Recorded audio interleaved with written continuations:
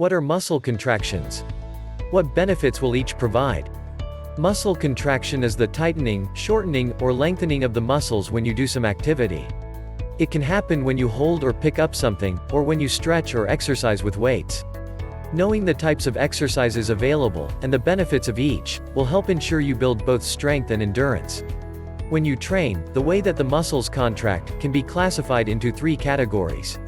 These are: 1. Concentric contractions, when muscle is actively shortening.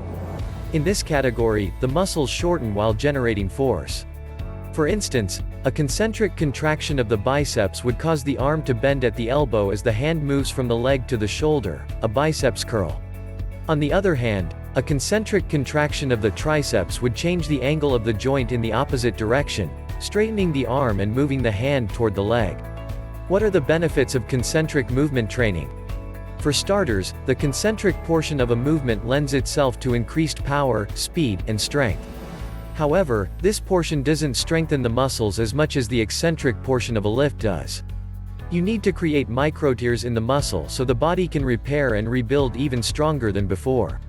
Concentric movements don't damage the muscle as much as eccentric movements do. While this means fewer strength gains per rep, it also means less delayed onset muscle soreness, faster recovery, and less added muscle mass. 2. Eccentric contractions, when muscle is actively lengthening. An eccentric contraction results in the elongation of a muscle. Such contractions decelerate the muscle joints, acting as brakes to concentric contractions. These contractions can be both voluntary and involuntary. During an eccentric contraction, the muscle elongates while under tension due to an opposing force that is greater than the force generated by the muscle. In effect, resistance is greater than the force generated. Using the same example with the bicep curl, the eccentric contraction is when you are lowering the barbell. Rather than working to pull a joint, the muscle acts to decelerate the joint at the end of a movement or otherwise control the repositioning of a load. This can occur involuntarily when attempting to move a weight too heavy for the muscle to lift.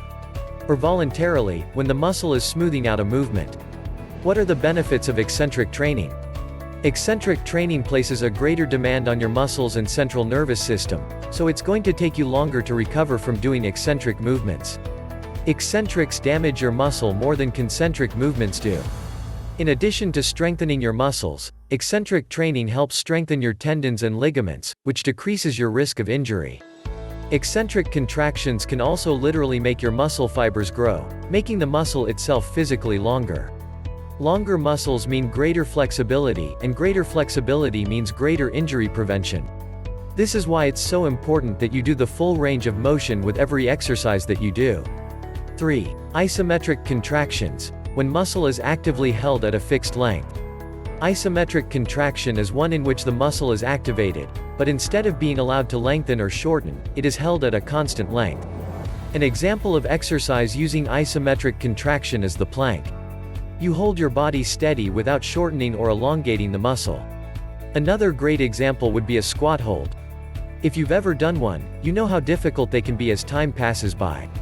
What are the benefits of isometric training? Because holding still requires you to really engage your core, isometrics can be used to increase balance and body control.